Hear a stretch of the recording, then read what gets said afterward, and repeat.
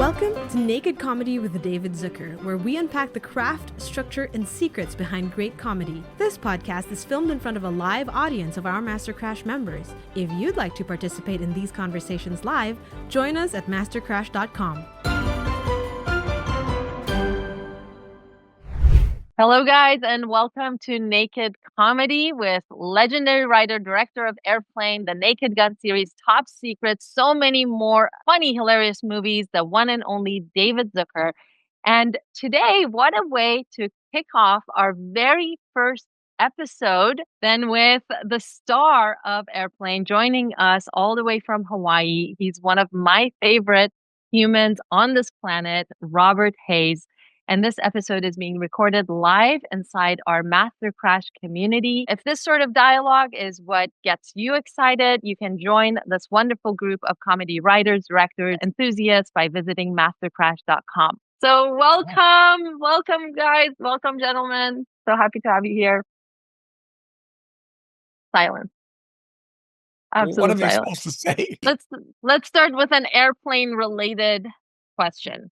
And a specifically Bob-related question. I know that casting Ted Stryker was one of the more difficult positions, roles to cast. It took a long time. It was hard. You auditioned some random people who weren't that great. And then what was it like when you finally found Bob and the first time you met him? I'll ask you, David. We did read a bunch of people, and we even considered Jerry Mathers. In fact, the part was originally written as the Beaver. That's how off we were, and we had a learning curve. I think we read a lot of people. I think one of the guys was a famous actor's son. I don't know if you knew about this, Bob, but Tyrone Power's son. Oh. I think read for us. And we also read David Letterman. Barry Manilow was suggested. We never seriously considered that. That's where we almost panicked and threatened to leave Paramount over that. But Howard Koch, who was our executive producer, and he was this old guy, he must have been 62 at the time, but he said, really don't old. worry, this will pass. You don't have to do anything. Actually, Bob can take the story from there to explain how we got connected with Bob. It was through his manager, Beth Voicu. Agent, yeah. She had just been working with Howard Koch because you guys apparently had been back and forth in New York, Chicago, Dallas, Seattle, and Minneapolis, and LA, all over the place. And we're having a tough time with it. And she called up and said, Howard, I got your Ted Stryker. And he said, well, bring him by. So she brought over me and the headshot and whatever. Maybe she sent it over early. I don't know. We got the headshot first, and we said, well, he looks fine, but can he talk, So I came in, and I remember that we just started right in just joking and laughing. Then they said, well, let's have you read. So I read. You guys like the reading, so you said, well, let's put him together with Julie, because I didn't realize they already had found Julie in New York. She was so perfect that it was just undeniable. And I don't remember if it was you, Jerry, or Jim. I think it might have been Jim that said, we liked your spit take. That's the one you tested with, yeah. Yeah, and thinks he's Ethel Merman. So we did that, and then we left, and I guess you guys went over. What do you think? I heard that you told the casting folks at Paramount, we've got the guy that we want, Robert Hayes. And they said, Robert Hayes? He's in a sitcom that we've Yeah, got. he can't do this. You don't want him. You want something like from Saturday Night Live or some big movie or something, anyway. Oh, I thought actually you were talking about just the scheduling. All along they wanted us to get Bill Murray or Chevy Chase, much famouser and bigger. Yeah. Right. And that's the thing that I heard was, oh, well, you don't want him. He's just one of our sitcom actors, which was kind of like a... I don't remember that. It could have happened. Yeah. Oh, it sticks out in my mind. Really? Okay. I don't remember that, but it wasn't on our radar, the whole sitcom thing. You came over to Soundstage 32 where we were doing Angie. You guys were going, psst, psst. And I looked over and you were back in the back where the psych was behind the set. And it was just a little area only about this wide. And so we were crowded back along where the curtain was up against the wall, the psych up against the big wall. And you said, okay, well, we've decided you're the one. And so I just remember sort of, we all kind of were jumping a little like kids, like, it's fun. That's good. Yeah. Well, we got to get back to work. And I said, yeah, me too. And Jim told me that as you guys were walking back across the Paramount lot that one of you said, maybe we should look at the sitcom that he's in. And so you did, and you thought, what have we done? We hate sitcoms. We always have. And it's Will. totally different. I mean, And then you got a live audience of 300, 200, 300 people. So you're playing to them. You've got cameras. So instead of one camera, you've got three. Then it was three. yeah, And now it's 4 or 5. And you've got lighting. So you're standing in the sun. And instead of having a shadow from the sun, you've got about 20 shadows all around you from all the lights. And you're playing to the millions of people that are looking at it. So it's just a mishmash. And it's over the top, and you're holding for laughs. we had immediate buyer's remorse. Yeah.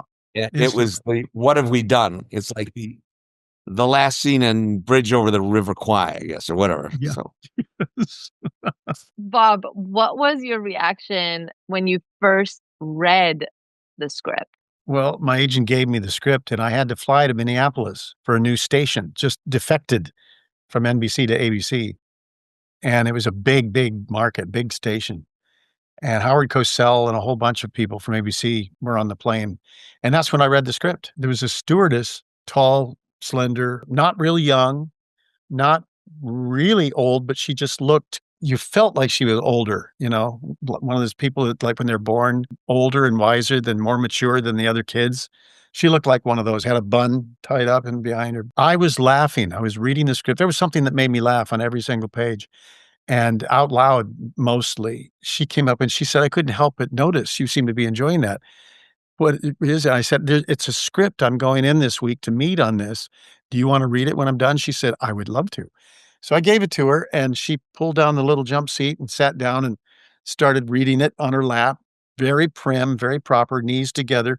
And I looked up a little while later, and she was kind of smiling once in a while. And as she was reading, and then I went back to my stuff, and I looked up a little while later, and I saw her really laughing. And then later, her knees were apart. Her hair was undone. It was falling down. She was laughing uproariously, that extreme and exaggerated. And then she came trying to push everything back together as she handed it back to me, which I had forgotten. I just thought of that. That's where I read it, on a plane. And it was the funniest thing that I'd ever read. We have a question from one of our members. The question is for Mr. Hayes.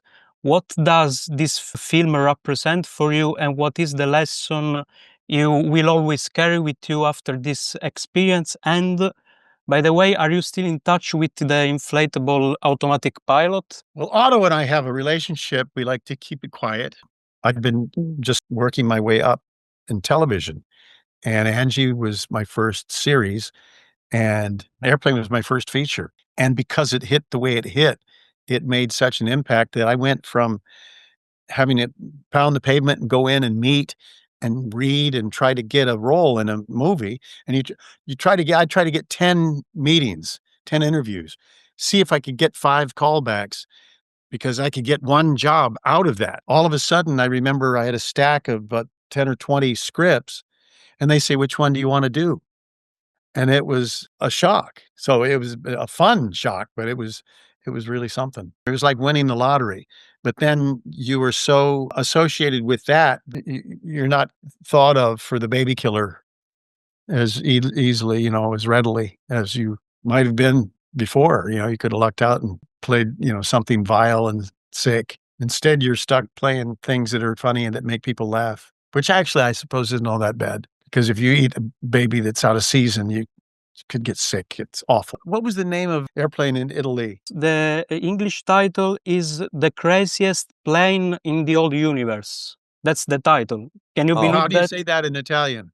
L'aereo più pazzo del mondo. I had been told one in Italy, but until you said it, I'd forgotten that. Hi, Mr. Hayes. I was just wondering how many times you had to play it straight in a comedy role. How many times you get to stop because either laughed or did you always get it right? I hadn't been too far removed from the theater. I started out in theater.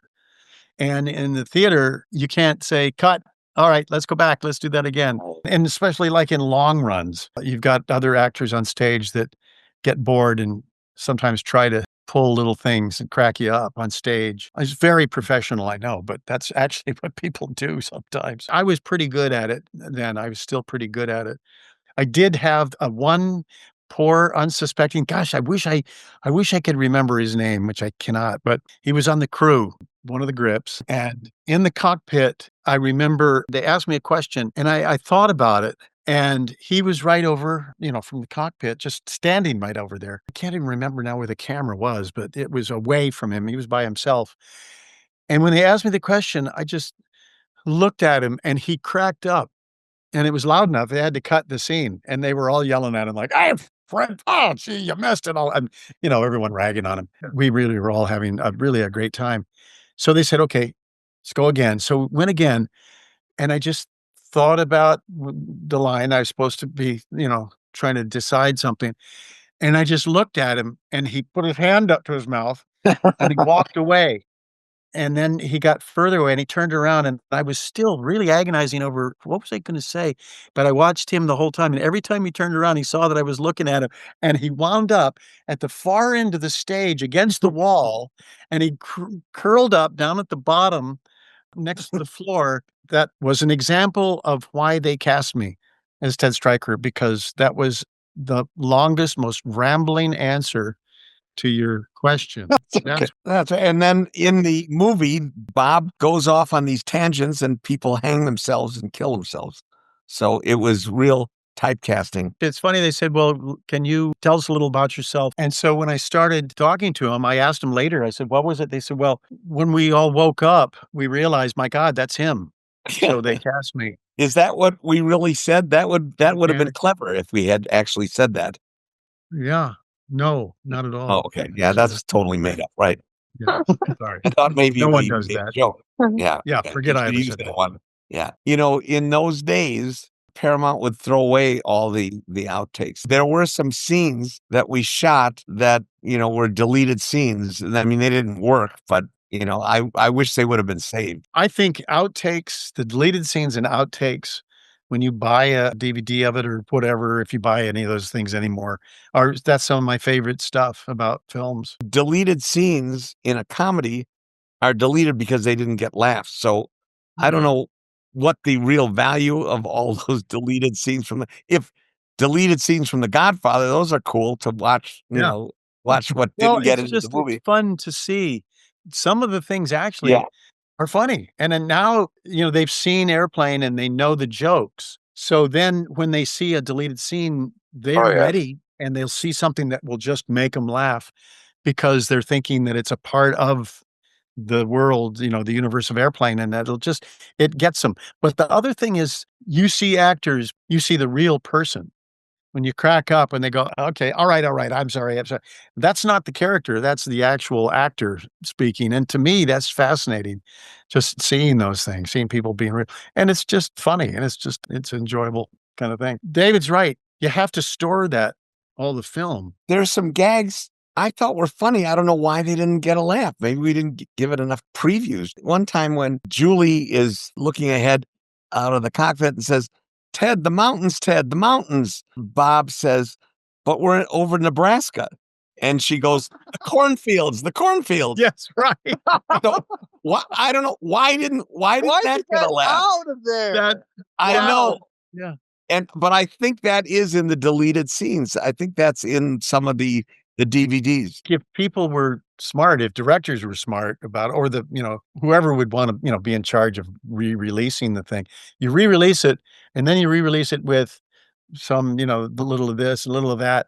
But if they would just make nowadays a video copy and you can keep the hard drive or something, it's much less space, so much volume on it. That's a little gold mine, I think. David, you talk often about some roles are so difficult to cast. As a director, what are you looking for? And when do you know when you have the right person? Well, usually we don't know until somebody comes in and reads. Bob and Julie were very much alike in that respect because I think we read, dozens of actors. And when Bob read it, it was right. And Julie also, we read many actresses. And then when Julie read it, we laughed and we said, okay, she could do this. And part of it is, Bob and Julie don't act their way to being funny. What I always tell actors when I direct now is just let the lines do the work. Don't have to spin it at all. And Julie really played herself.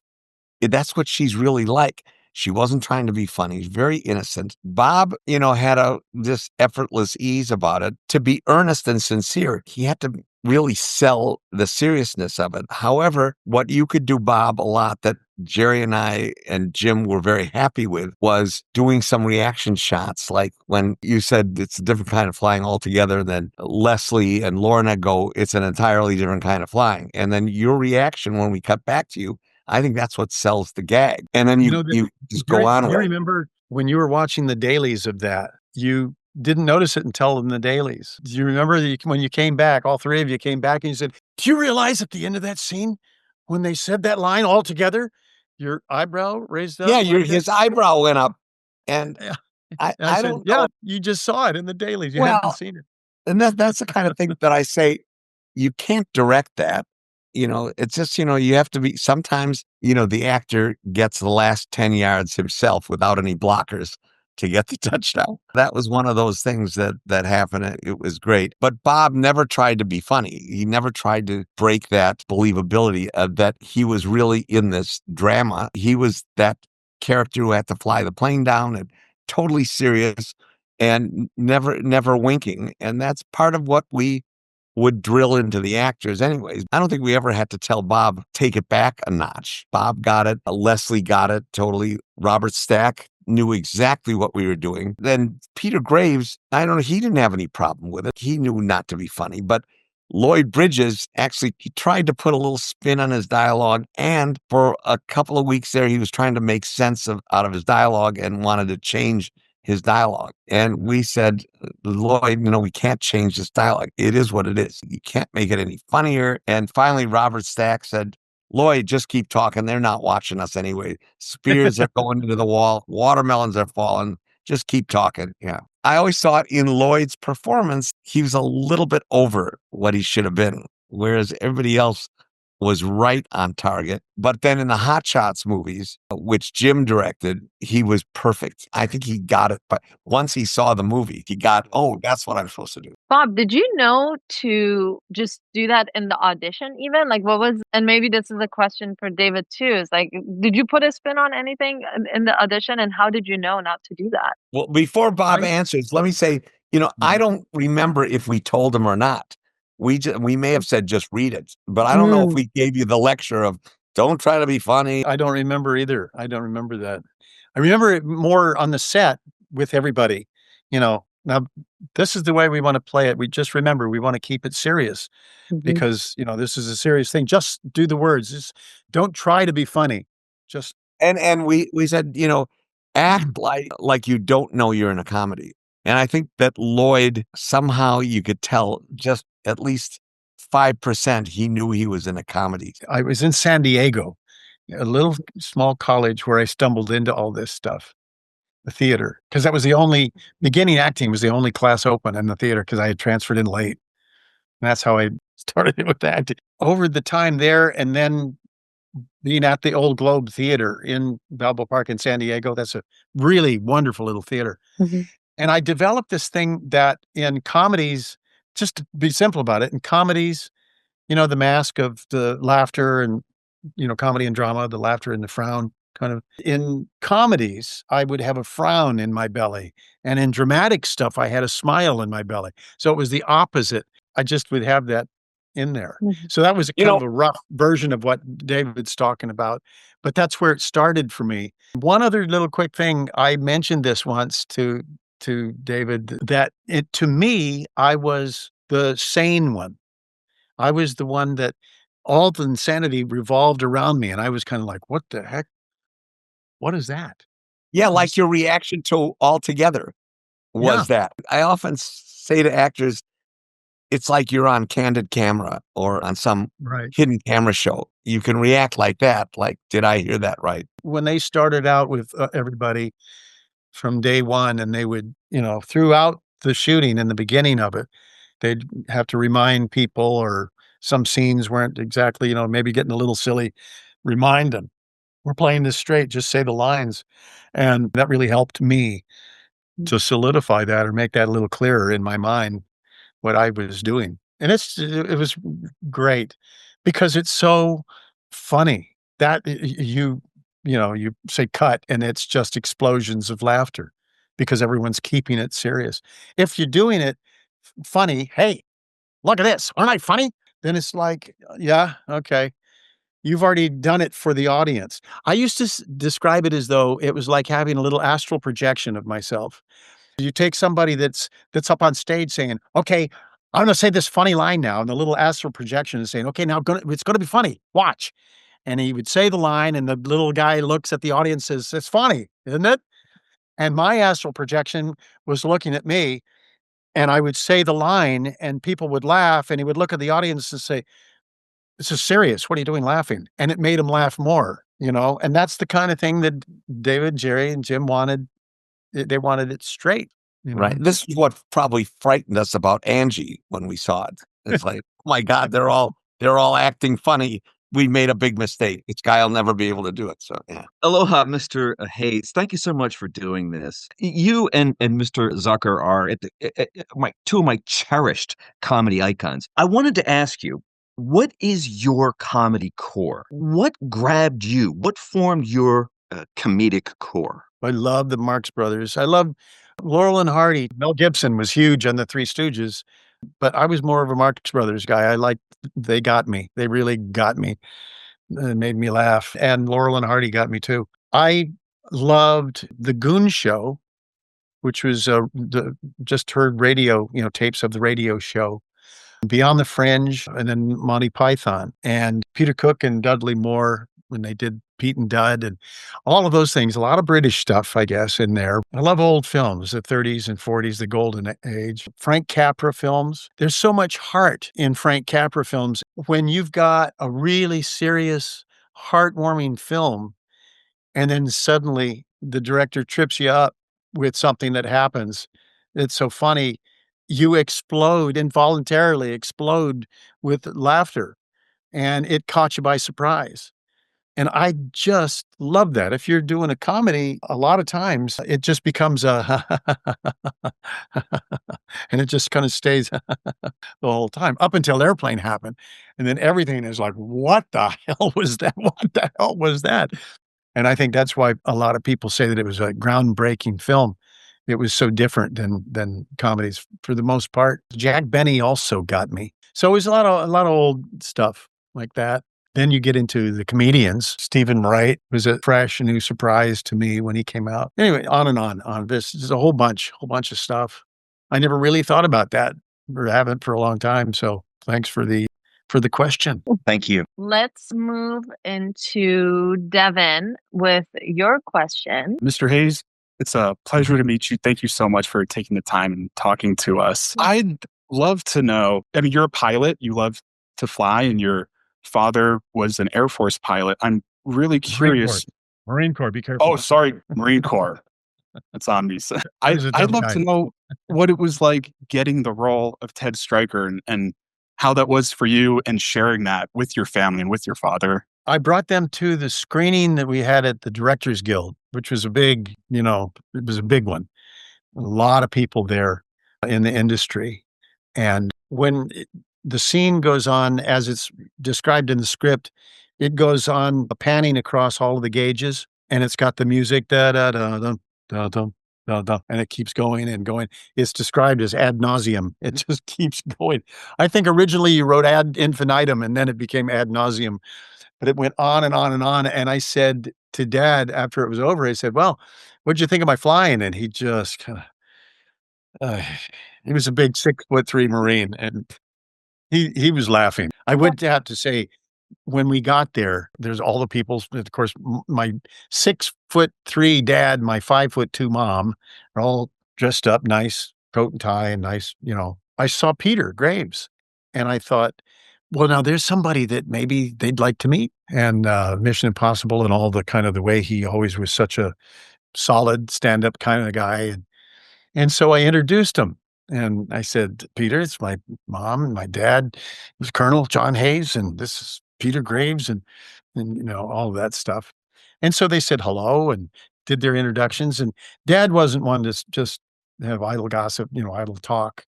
So as soon as they were finished with whatever they were saying, it was just standing there, and you're thinking, well, shoot, someone's got to say something. And I said, so Peter, how you been lately? And he said, oh, good. Had a strange hankering for little boys lately. And I looked at my folks, and my dad's eyebrows went up like, what? And I said, no. We're going to go and see the film. You're going to see in the movie. You're going to see it's a joke. It's a joke, you guys. That joke is better said after the movie. Yeah. Yeah. I think that's great. Yeah. But they were looking for a way to get out and hadn't even gone in yet. David, were your parents at that screening as well? I doubt it. They were, Did they They're in Milwaukee, right? they were on the set for a week or so, and my mom was in the movie. My mom was the lady who's trying to apply lipstick and gets it on her face. And then my parents and Jim Abrams' parents had a big screening at the Fox Bay Theater, which was our home theater from childhood, and invited, 600 people, everybody we ever knew, friends, my parents' friends, teachers, everybody was there. It was a great. It was like I was often thinking that was the high point of my life. It's been downhill from there. My life has been good, but nothing was like that night. Thank you so much, Devin, for your question. How did the experience of starring in Airplane influence the rest of your acting career? I think you touched on this a little bit. How do you choose what film to star in after that? I didn't have a manager that helps you pick and choose the right projects. And well, this one you should do because this is a huge cast of, A-list, and you'll be the second or third lead in that, but it would be really good for your career. And so I didn't know any of that stuff. I just would see a script and say, God, that looks like fun. And so, oh, they're going to shoot that in Italy. Gosh. And it looks like fun. And I would look forward to see if the story was, was it something that would just kind of be fun to watch? If you're an audience, you wanted to watch it. So that was the way I did it. And I know there are a lot of actors that know they have this instinctive kind of thing. And I think Johnny Travolta is like that. And Cruise, I think, is like that. And Clooney and Brad Pitt. And they know what they want in their career and what all they need to do to build it and whatever. I just was enjoying the ride after that. And like I said, it was my first feature film. When they all of a sudden were saying, here, you want to star in this movie? Star in this movie. So the next 20-something movies, I was the star of the film. And the thing that I really liked about it was when you're starring in a show, if you're one of the stars of the show, you may have, which I have been, and you may have someone that's very strong-minded about things and would tend to want to kick up a ruckus if they didn't get their way. I like to have things go smoothly because I thought if you're having a good time and you're not going to have a prima donna on the set, you're going to have everyone working together, you can get things done. It's a long process. It's really exhausting. And for me, I've done films. I was in every single scene. One film I was in every scene every single day except one day. And this was 6 days a week. And the one day that I wasn't working, I had no idea what to do. We were in Minnesota, and so I went to the set and just hung out. But it's exhausting because if you're in every scene, I use a lot of energy. I want to be focused in on it, and I want the camera to pick up on it. It picks up on you, your attention. If your eyes are glazed over, little X's where your eyes are supposed to be, and you're thinking about something else, or as an actor, if you're thinking about, wait a minute, what's my line? Oh, and then you say the line. It's all in your eyes. You can see all of that. I tend to spend more energy than some others. I bore people to death, like David just left. Junior couldn't get down the steps, so this is Doggy. You never know what he wants. Yeah. Yeah. But anyway, that's just. We can hear him bark now. Yeah, that we can hear. Cute voice. Oh my gosh, you may need to pick him up, David. I know. You gotta put him on your lap. Now he's making me chase him around. Oh God. Come here, Junior. Junior, stop being a spaz. Okay, we Yeah. have another question from Mark in the chat. He says, how much of the comedic timing was your decision versus the director's input, David, Jerry, and Jim's input? Do you ever use your lines in real life? And also, did you realize it was called Flying High in Australia? That last answer is yes, I did. I was down promoting Airplane 2, which was Flying High 2. The whole reason for Airplane being a success is the boys. They wrote it, they created it, they submitted it, got rejected over and over, and kept polishing and polishing and polishing. So by the time that we shot the film, it was so tight that you didn't change lines. The only thing was what you guys had, you'd call Steven Stucker up, right? And say, what would Johnny say here?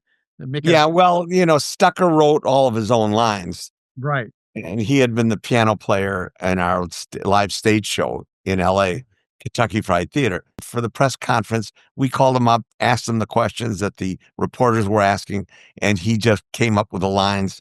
First take, we just did it. Al and Norm were the two black Al and dudes. Norm, yeah.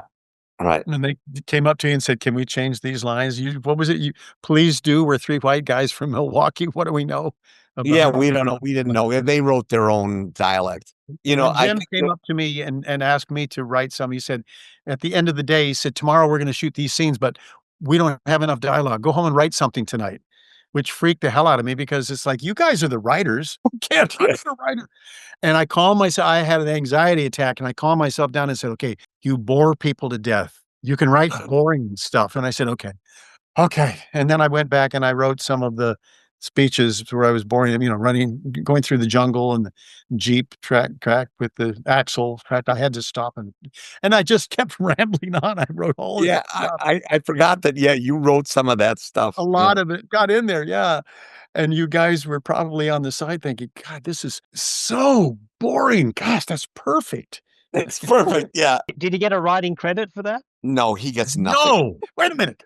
You owe me residuals. Sorry, David. Thank you so much.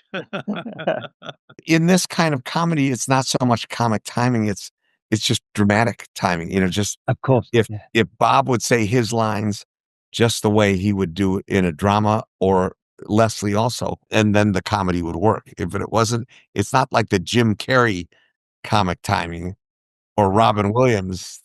Those guys have a specific comic timing. In Airplane and The Naked Guns, it's dramatic timing. Deadpan. And Bob, have you ever said, surely you can't be serious in real life? Have you ever used the lines out of the movie? I think I did once. No, wait a minute. I did it 400,000 times. I didn't. Yeah. I mean, I've used what a pisser. People would come up and they'd say, oh, surely you can't be serious. There's Leslie's line. And I said, no, that was my line.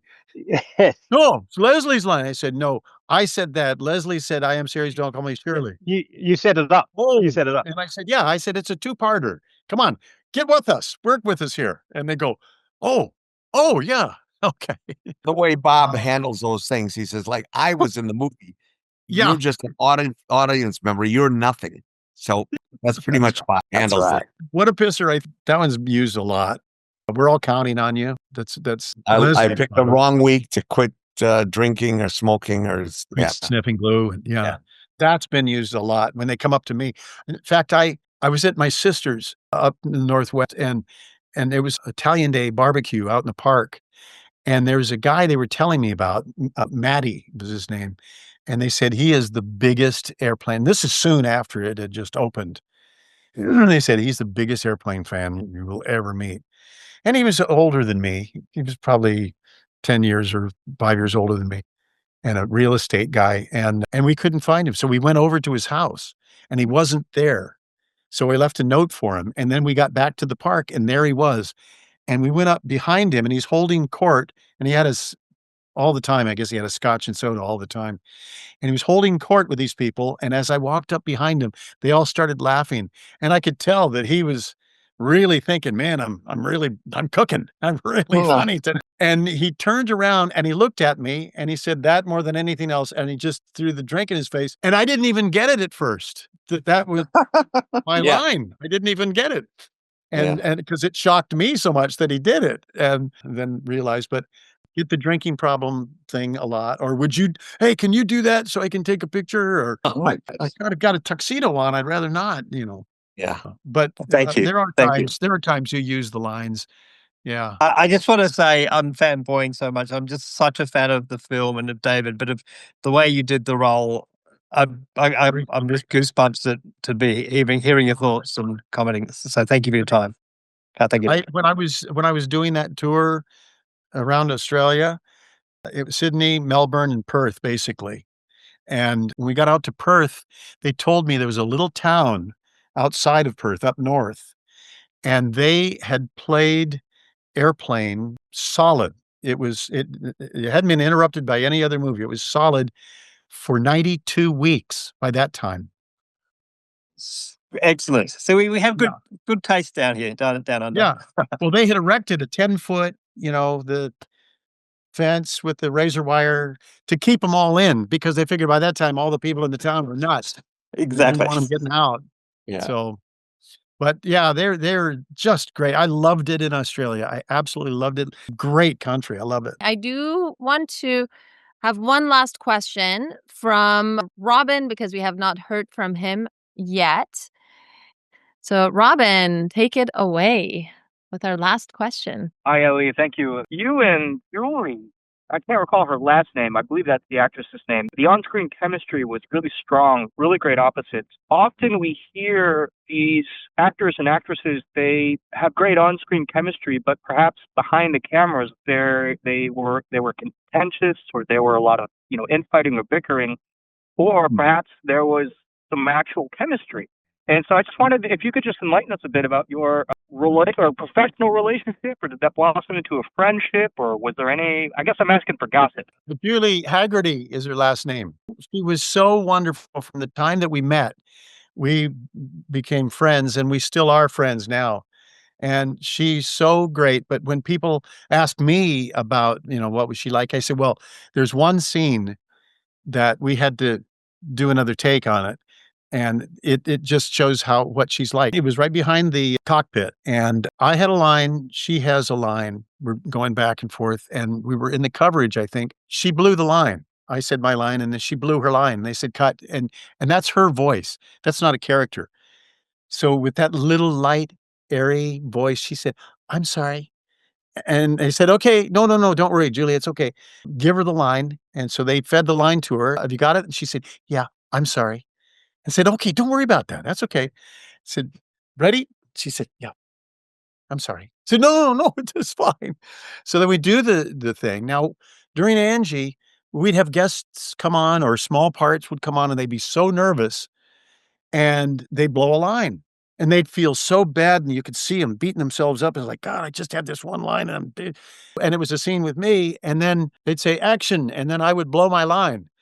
And then I would, say, you made me, you infected me with this. And I'd turn it into a joke, and then it would make the audience laugh. They would laugh, and then they were relaxed. And I was thinking, should I do that with her? And while I was thinking, should I do it? I just blew the line. So they said, cut. And she said, "I'm sorry." I said, "No, Julie, that wasn't you. That was Bob." And she said, "Oh, I'm sorry." I said, "No." She's so sweet. She's so sweet. And she was just an absolute delight, and she still is. She's just delightful. I remember during one take, you just called her Julie. You didn't. Yes, Yeah. that's right. I Yeah. did. And you said cut, and I was like, what? What I do? Yeah. Her name is Elaine. All right, guys, thank you so much for joining on this Yes. very, very first episode of Naked Comedy. Bob, thank you for being our first victim here. I hope you had fun. All right. Thank you. Yeah, no, that was See great. everybody. Everybody was Thank you, great. Mr. Hayes. I mean, Still, Rob. Yeah. Bob, yeah. Thanks, Bob. And thank you, Dennis. Thank you for bringing up the fact that I'm so fluent in so many languages. That's why I'm here. I can say my name in about, 50 or 60 languages. Sí, bueno gusto. Yo también. I Amazing. can't say that much, just my name. Just your name. Thank you. Thanks Yeah. for letting me Thank come on. That was you. great. Amazing. Thank you. And if anyone's watching this not in the community and you want to be part of these recordings, you can go to mastercrash.com and join future conversations as we get more victims into this room to ask them questions about comedy. Good to see everyone. Have a Thanks, wonderful everybody. time. Bye-bye. Bye. Are you wondering how you can ask a question during one of these episodes? Being in the room is easy. Join us at mastercrash.com. Thanks for listening.